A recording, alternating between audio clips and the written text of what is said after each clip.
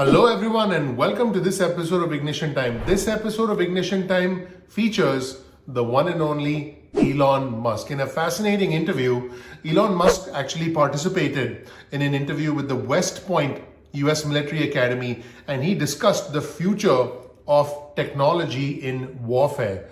Now, the central theme of this discussion was humans and the machine, and it focused on leadership in future warfare, future battlefield, and how drones would be used in the future and how machines and humans will actually intersect. Now, Musk emphasized the significant role that AI, meaning artificial intelligence, plays and what role drones will play in future warfare. And he actually talked about the use of drones in and around the world, including conflicts like Ukraine. Now, he did express concerns about the long-term risks, the existential threats associated with artificial intelligence. And he said military drones were like, and I quote, Terminators, his exact words. He discussed the importance of localized AI for controlling drones effectively. In other words, he said, if there's a drone in the sky, there needs to be some form of artificial intelligence, a robot, if you will, locally in that area to control that drone, because he feared that if there's some sort of global AI entity that controls drones, then boy, we could have a man versus machine kind of world. He did talk about the importance of the United States investing in the production of drones, and he said that currently the United States was not producing enough drones. He highlighted the strategic advantage of what he called space-based communication systems like Starlink in military operations. So what that means is, let's say our soldiers are in the middle of nowhere where there's no traditional cell phone coverage. Because of satellite technology involving Starlink, they would have communication capabilities and be able to communicate more effectively than their enemy and effectively with each other and overpower the enemy. Because I think the future of warfare is going to be less about guns, it's going to be less about bombs, it's going to be more about communication and strategic advantages when it comes to technology and artificial intelligence. In other words, knowing what your opponents are doing, potentially even blinding them, not just visually, but also intellectually by taking away their ability to communicate and us retaining our ability to communicate. He said that there is a potential for artificial intelligence to actually surpass human control. And he said that there needs to be what he called a truth-seeking AI, a responsible artificial intelligence to foster, to help humanity grow. Because if artificial intelligence is on our side, we can grow as a species, but if artificial intelligence is against us, well, that could be a man versus machine world. And Musk also suggested that the age of human-piloted aircraft, in other words, humans operating aircraft, would end due to the advantages associated with drones. He did share many insights about leadership, keeping things simple, about innovating, about being curious, and about critical thinking. And he said that those were key attributes of success. So let's take a look at the entire interview with Elon Musk. We've also released a bunch of shorts on our channel summarizing some of these topics that Elon Musk talked about. But let's take a look at what Elon Musk had to say in this wide-ranging interview with the West Point U.S. military academy discussing the future of warfare, technology, and artificial intelligence. Let's roll the tape and watch what Elon Musk had to say. Let's take a look. Thank you very much for being here, sir. We appreciate it. It's an honor to be here. It's really a great honor. Well, we're really excited for you to help us kick off our intellectual theme, Human and the Machine, which is leadership on the emerging battlefield. And we want to make sure that the Academy and the cadets are focused on not tomorrow, but the next 20, 30, 40 years. And underlying the entire theme is an emphasis on the importance of preparing cadets for future warfare and really where humans and machines intersect. And it's as if your background was made for this theme. However, True. I actually talked to quite a few people, and they really don't know who you are. Yeah. So, Neither do I. yeah. So I thought I should tell people a little bit about your bio. Who am I? Yeah, who are we really? Yeah, you'll make a company that figures it out, sir. All right. So if you don't know, and this is ridiculous, of course you know, but I'm going to do it anyways. Elon Musk, sitting next to me, co-founded and leads X, Tesla, SpaceX, Neuralink. Here's my favorite as an academic, the Boring Company. that was good. That was good. Come on. Yeah. It started as a joke, Yeah, it did. and now it's real. Well, it's awesome. By the way, you have a new company also, XAI. Yeah. And that's all of them unless you started one this morning I don't know about. I'm not sure, right? But basically what this means is everybody in this room has the opportunity, based on these companies, to drive a futuristic electric truck through a gigantic underground tunnel while using a digital connection in their brain to start a rocket while simultaneously getting updates on Army football. His innovations have revolutionized electric vehicles, batteries, space exploration, advanced human-machine interactions, made information access to information instantaneous, and have starting to help integrate AI throughout our daily lives. After the convocation, I'm hoping to have a little bit of time so you can give me some personal tips, because somehow you have founded and lead multiple companies.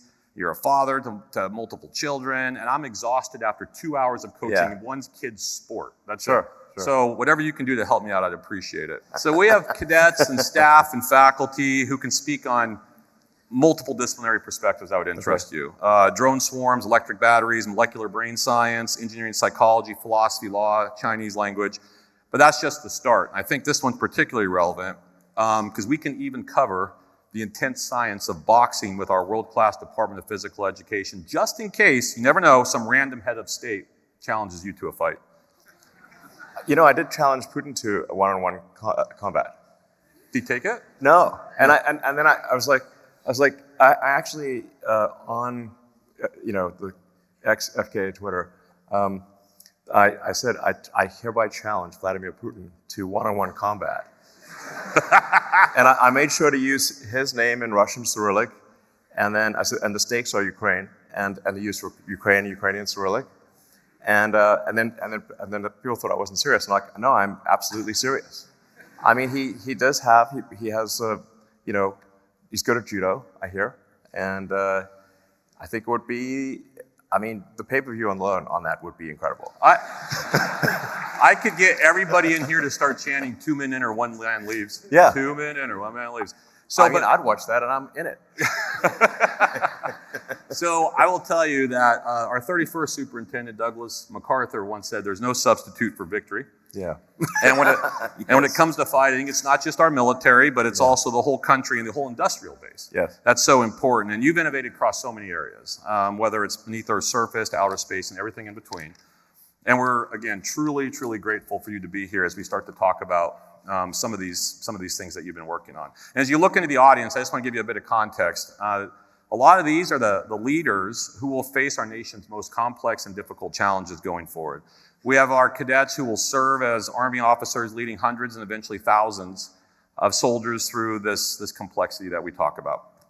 And we also have our faculty and who are preparing them to do just what I just said, lead through these complex situations. And many of our faculty will also re-enter the Army and be required to lead. Thank you for taking the time to help us think deeper and inform us as we start to inform our cadets on how we can be successful, not just fighting, but winning in the contemporary and future battle space. So let me start with this broad question. How do you see warfare transforming in the future? The biggest effect, I think, by far is AI and drones. So the next, well, in fact, the current war in Ukraine is very much a drone war already. It's sort of a contest between Russia and China to see who can deploy the most number of drones. Now, if there's a major power war, it's very much going to be a drone war. It's going to be drones and AI, and it's a sort of. I do worry about the existential risk of AI, which is that if you employ AI and drones, do you go down this path where eventually you get to Terminator? Try to avoid that. That'd be good. That would be good. Yeah. Minimize the Terminator risk. But essentially, when you're making military drones, you are making Terminators, and when I think you'll somewhat be forced into giving the drone localized AI, because if the AI is far away, it can't control as well as localized AI. So, what do you mean by localized AI? Meaning it's autonomous killing machine. Completely autonomous. Well, you give it the okay Yeah. in a particular arena, and and it goes. With certain parameters. Yeah, hopefully. Yeah. Do you think our adversaries will have those same type of concerns or limitations? Well, yeah. I mean, it depends on how much existential risk there is in these wars.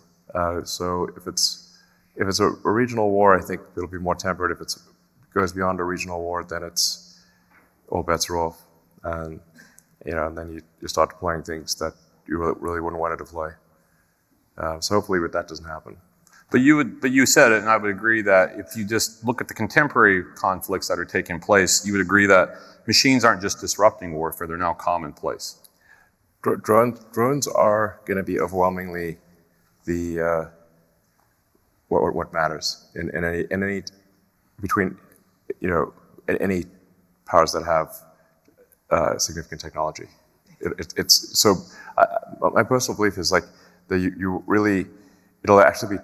I think probably too dangerous to have humans at the front.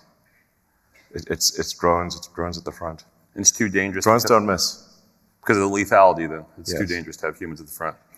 Yes, if you've seen some of the computer-controlled sniper rifles, they just don't miss. So you're fighting a machine that's gonna aim with micron-level accuracy, and never gets tired. So how do you think the United States should be leveraging technology to further our national defense? Well, I think we probably need to invest in drones. The United States is strong in terms of the technology of the items, but the production rate is low. So it's a small number of units, relatively speaking, but with basically, I think there's a production rate issue. Like the rate, if you say like how fast can you make drones? It's like if you say there's a drone conflict, the outcome of that drone conflict will be how many drones does each side have in that particular skirmish times the kill ratio. So if you've got, you can have let's say the United States would have a set of drones that have a high kill ratio, but then the other side has far more drones. If you've got a 2-to-1 kill ratio, the other side has 4 times as many drones, you're still going to lose. Do you think our industrial base can scale to make the volume of drones that you're talking about? I think that's going to be the biggest challenge. That is, it can scale, but it is not currently scaling. Why would that be? I think the procurement is still. I read a lot of military history and actually the thing that I go to sleep with is usually an audio book on military history of one kind or another. So I find the subject very interesting. And one of the things that tends to happen is that countries pretty much are geared up to fight the last war, not the next war. And it's hard to change. If you look at the uniforms at the start of World War I and the tactics and strategies they used at the start of World War I, they were not significantly different from the Napoleonic era. The French were marching into war with brightly colored uniforms. Looked great. That's not what you want to be. When somebody's trying to point a gun at you, you don't want a great-looking uniform. You want a uniform that blends in. So there's a tendency to be gearing up to fight the last war. And the last war, the U.S. fought, is kind of the Cold War, I guess. So it usually takes like some kind of shock factor to adjust. I would recommend adjusting now. And you are seeing some startups like Anduril and a few others that have a different mindset. But it's really, it's going to be, can you make a lot of drones? And what's the kill ratio? That's what it comes down to. So there was recently a report that said that President Zelensky said by February 2025 there'll be 1 million drones produced by the Ukrainians. So it seems like it's doable, and this might be a process question. And we'll talk about process in a second. But as you were just talking, I was thinking about, and you said that you can't have humans at the front, and so you haven't created a company that's solved aging yet, have you? No. Okay, so then in 100 years, I wonder whether we should solve aging. There's that's a great point. Yeah. I'd like to wrap it up sometimes, right? Well, it's like, how long do you want Putin and Kim Jong-un to live? Yeah, that's a great point. Yeah, but let's say they'll get it first. Let's say you go forward 50, 100 years.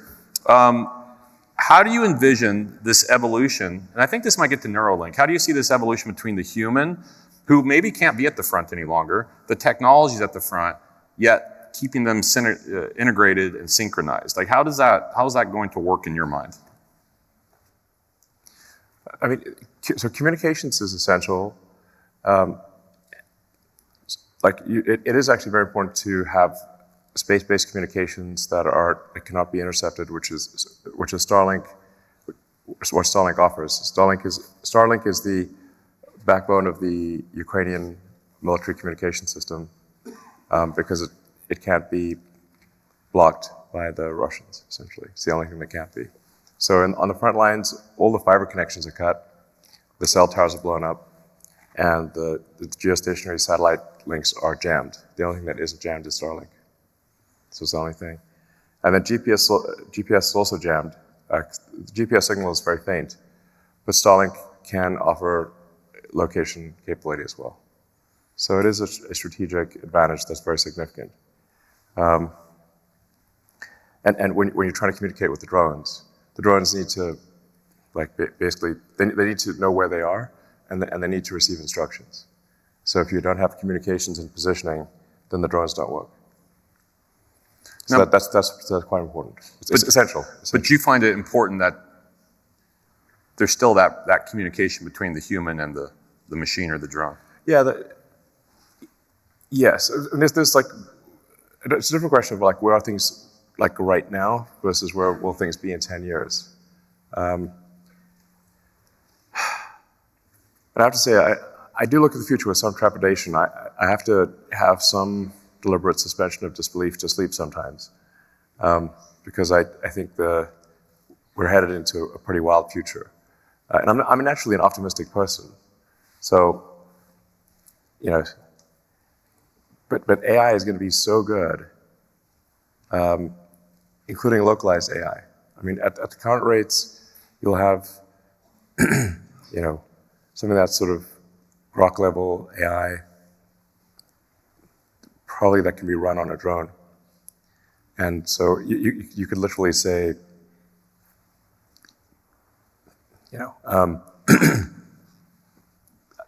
this is the equipment that the drone needs to destroy. Go into that thing, it'll recognize what equipment needs to be destroyed and take it out. But a lot of your work with Neuralink, though, is because what you're saying is that AI is going to quickly surpass, at least in your estimation, the human's ability to control it. Yeah. Okay. I mean, I'd like to say no, but the answer is yes. So first off, how long until you think that happens? Before that, the AI has evolved to the point where, the AIs can start working together, even relying on computers, in a de-hobbled way, and therefore surpasses the ability for the human to be able to influence how it's working. I think humans will be able to influence how it's working for a long time. This is an esoteric subject that really goes into pretty wild speculation. I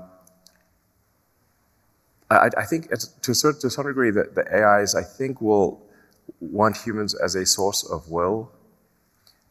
So if you think of how the human mind works, there's the limbic system and the cortex, your kind of base instincts and the sort of thinking and planning part of your brain. But you also have a tertiary layer already, which is all of the electronics that you use, your phones, computers, applications.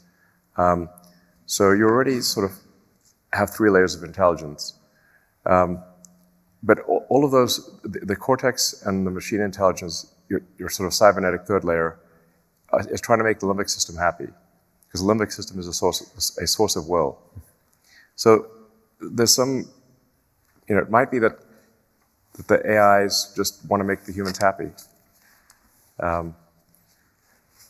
And part of what Neuralink's trying to do is improve the communication bandwidth between the cortex and the digital tertiary layer. Because our output bandwidth of a human is less than 1 bit per second per day. And there's 86,400 seconds in a day. You don't output 86,400 tokens. So, it's like the number of words that I can say at this forum. You say just look at it from an information theory standpoint. How much information am I able to convey? Not that much, because I can only say a few number of words. And in order to convey an idea, I have to take a concept in my head. I have to compress it down to a small number of words. Try to aspirationally model how you would decompress those words into concepts in your own mind. That's communication. So your brain is doing a lot of compression, decompression, and then has a very small output bandwidth. Neuralink can increase that bandwidth by several orders of magnitude.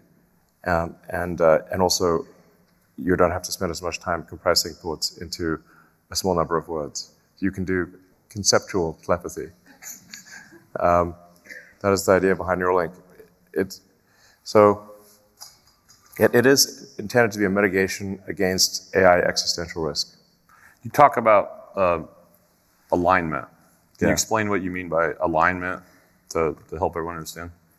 Yeah, just is the AI going to do things that make civilization better, make people happy, or will it be contrary to humanity? Will it foster humanity or not? Will be against humanity. So obviously we want an AI that will foster humanity. I think in developing an AI to foster humanity, because I've thought about AI safety for a long time, I think I've had probably 1,000 hours of discussion about this. And my ultimate conclusion is that the best course for AI safety is to have an AI that is maximally truth-seeking and also curious. And if you have both of those things, I think it will naturally foster humanity, because it will want to see how humanity develops. Humanity is more interesting than not humanity. I like Mars. I'm a big fan of Mars, obviously. And I think we should become a multi-planet civilization. That's very important. The purpose of SpaceX is to make life multi-planetary. That's the reason I created the company, and that's the reason that we have the Starship development in South Texas. That rocket is far too big for just satellites. It's intended to establish life on Mars, not just send astronauts there briefly, but to build a city on Mars, and that's ultimately self-sustaining. But getting back to AI, if you've got a truth-seeking AI that is maximally curious, my neural net, my biological neural net, says that that's going to be the safest outcome. Because, like I said, while I like Mars, Mars is not as interesting as Earth because there's no human civilization there. Or thought of another way, if you want to render Mars, rendering Mars is pretty easy. It's basically red rocks look kind of like some parts of Arizona. There's not a lot of people. It's easy to render. It's rendering to Mars, but rendering human civilization much harder, much more complex, much more interesting. And I think a curious, truth-seeking AI would foster humanity and want to see where it goes. But that requires trust between the human and the machine. And that's where I want to ask you a question on this. So the Army, leaders in the Army are no strangers to implementing new technologies. Think about how GPS, for example, transformed navigation. It'd be unheard of not to use GPS today, but when I was a lieutenant, no one used GPS. So recently I was watching this incredibly important and realistic documentary called Top Gun Maverick. Yeah. And in it, I learned it's really good. It's really good. I mean, if you don't want to think about the plot too closely, but it's a great movie. It's a fantastic movie. I learned that Tom Cruise is actually not an actor. He's like a pilot, apparently. But he taught me something really important in it. He says it's about the pilot, not the plane. And that's right before he defeats a fifth-generation fighter with a 1970 built F-14, right? Yeah. So, I mean, you just go with the biplane. yeah, there you go. Why Tom Cruise could do it. Stop with camel. But in it, it's a bit of a cynicism or a cynical view of the need for technology. It's like, hey, technology is superfluous. Humans can do it, but we know that's not the case. No. I don't question Tom Cruise, Elon. I don't ever question Tom Cruise. No, I'm just kidding. I guess. But I guess the question is, how do we get humans to be able to trust the machines? Because there is a lot of stories. For example, we just recently had a conversation where Apache pilots were given new technology, and they were like, "We're not going to use it because we don't really trust it." And so they didn't use it. And so when new technology is implemented, we have to be able to trust it, especially if it's going to be the difference maker to win. So how do we do that? How do we build the trust between the human and the machine? Well, I think we shouldn't just automatically trust these things. I think you want to test it out.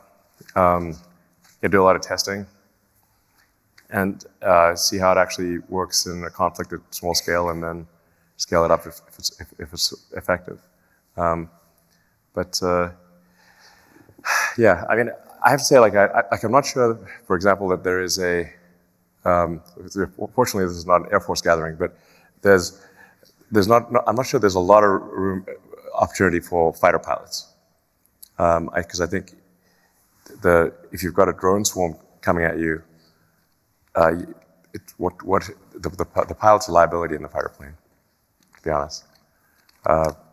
So, if you say you compare a drone versus a fighter plane, how easy is it to make a drone? You can. It's an order of magnitude, maybe 100, at least 10, maybe 100 times easier to make the drone, and you can afford to sacrifice the drones. Whereas the pilots, you don't want to sacrifice the pilots. So my guess is that actually the age of human-piloted fighter aircraft is coming to an end. If that's the case, then there's a question that is oftentimes debated in law and ethics debates about killer robots. Yes. And really, are these things that should we be willing to lean so forward with the technology that we start to supplant the human pilot with the technology, and where does that go? And so what are your thoughts as we talk about technology replacing humans on the battlefield?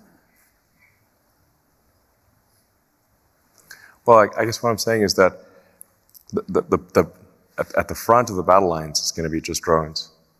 And any humans caught in the crossfire are will be killed instantly. So then it's irrelevant. It's just going to be the way military operations take place. There isn't going to be. If you make the choice to be there, then you're at a significant disadvantage. Yeah, I mean, I think it's just think like you've got drones that are constantly scanning. They're scanning in infrared, scanning invisible. There's thousands of them, or tens of thousands. You mentioned a million that Ukraine's going to make. You got a million drones coming at you. Yeah. Do you want to be on there with trying to take out drones with an assault rifle? It's not going to be a good situation. I mean, I think that there is something where if you go fully analog, where if you can do sort of an EMI, like electromagnetic explosion of some kind that could take out all electronics, but then your electronics are going to go too. So you're going to go either fully analog or fully digital. So I think that there actually would be a role for a fighter plane if it was fully analog and had mechanical controls, because then you could do an EMF blast, take out the drones, and the analog. I mean, that could be another Tom Cruise movie, maybe. I don't know. He just goes with a fully analog aircraft, and all the drones fall out of the sky because of an EMF bomb. How do you reply to those in say, industry that would say, we don't want to contribute to the development of technology that could be used by the Department of Defense? Like basically, we need to build trust with the industrial base and with society. Right. Maybe it's something we're doing. How do we do that? Well, I'm very pro-military, so to be clear. It's good. Your audience will like that. Yes.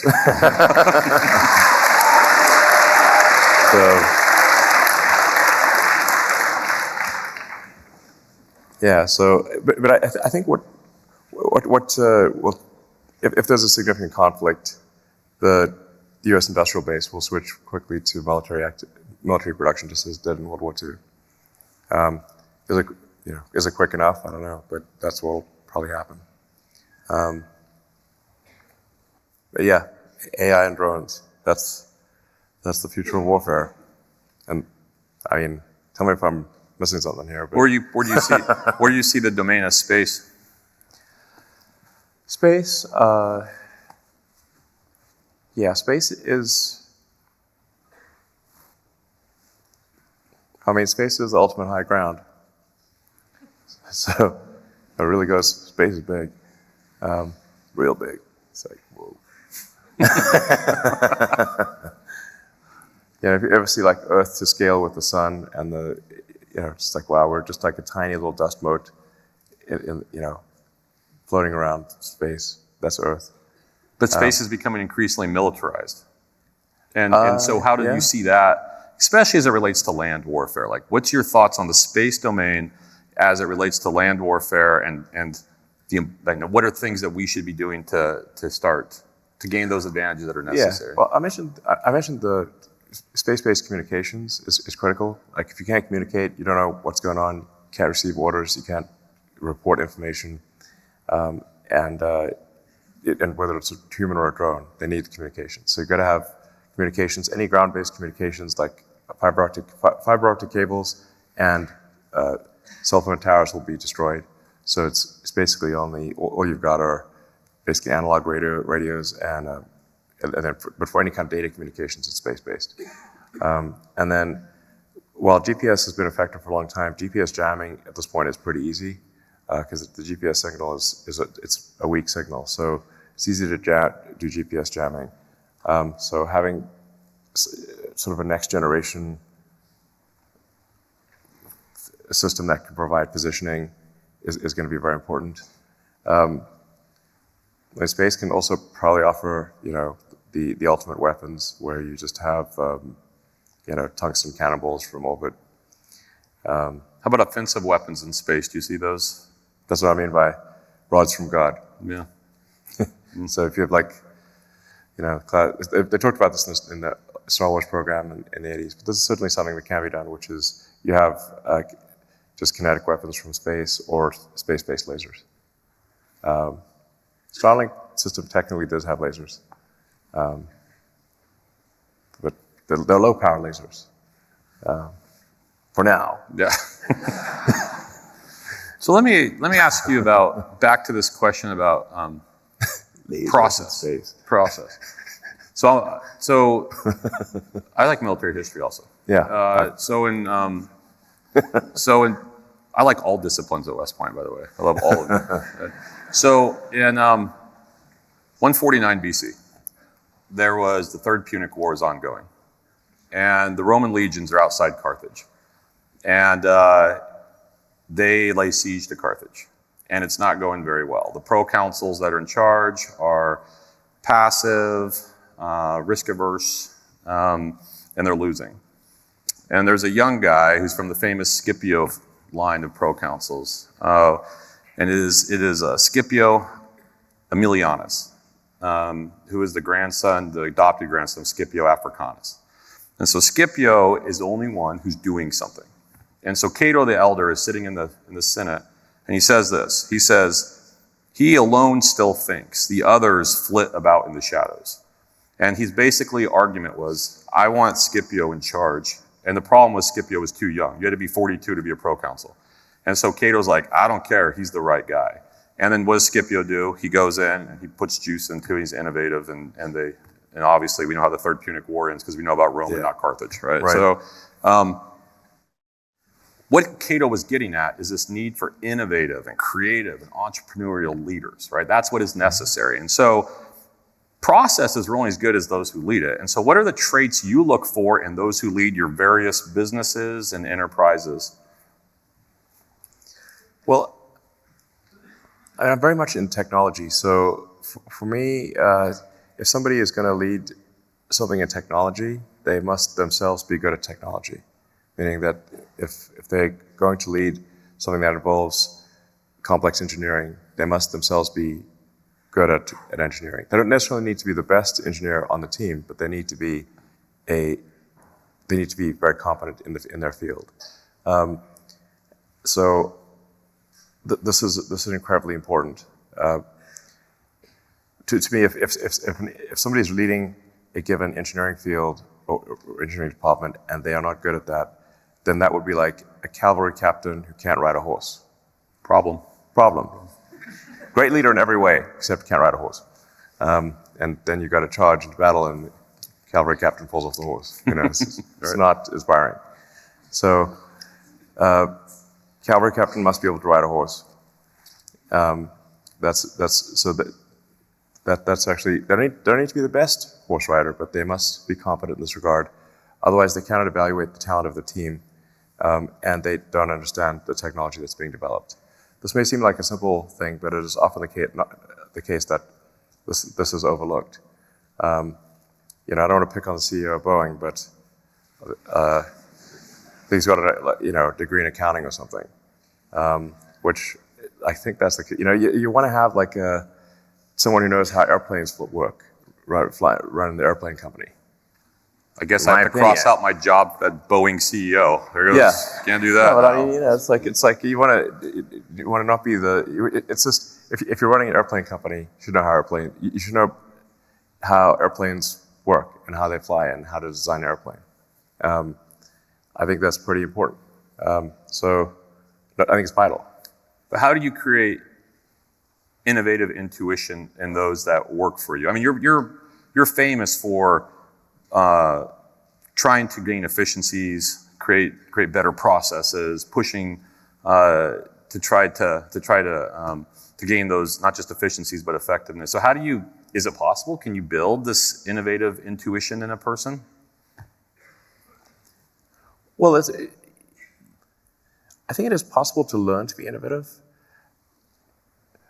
A lot of times, for any given thing, you have to say, did you try? This may sound obvious, but actually try. Like if somebody might wonder, well, can I be innovative? Well, have you tried? Just try thinking of interesting ideas. I do find a good source of innovation is if you read about a whole bunch of fields, you can cross-fertilize ideas from one field into another. And so you can synthesize, so if you take, say, SpaceX and Tesla, the automotive industry is very good at manufacturing. In terms of manufacturing complex machines at volume, the automotive industry is the best. Now the rocket industry, space industry, is very good at advanced materials and making things very light. And so taking advanced materials and mass optimization concepts from the space industry, applying it to automotive, and taking automotive mass manufacturing techniques and applying it to space was kind of like a superpower. But that's interesting because when you think about it, when you're talking about innovating though, and you said people can try, that means you have to be willing to let them fail. Yes. And so where do you draw the line between recklessness and being overly cautious? No, if you're not failing at least some of the time, you're not trying hard enough. You have to fail some of the time. It's more like a batting average. Somebody should have a good batting average, but nobody bats 1,000. But if somebody bats 0 all the time, okay, you've got to take them off. So I think I do have this sort of very simple first principles algorithm that I think could be quite helpful. And I sort of say it as a mantra to myself because I've made this mistake so many times. So the first element is for any given thing, make the requirements less dumb. So whatever problem you solve, make the requirements less dumb. And whoever gave you those requirements, even if they are the smartest person in the world, they're still dumb. So if say like this is where say military procurement it goes wrong right at the outset with excess requirements. So you'll get sort of this giant document of requirements that actually should be like one page. So step one, make the requirements, simplify and just make the requirements less dumb. Because if you don't do that as the first step, then you can get the right answer, but to the wrong question.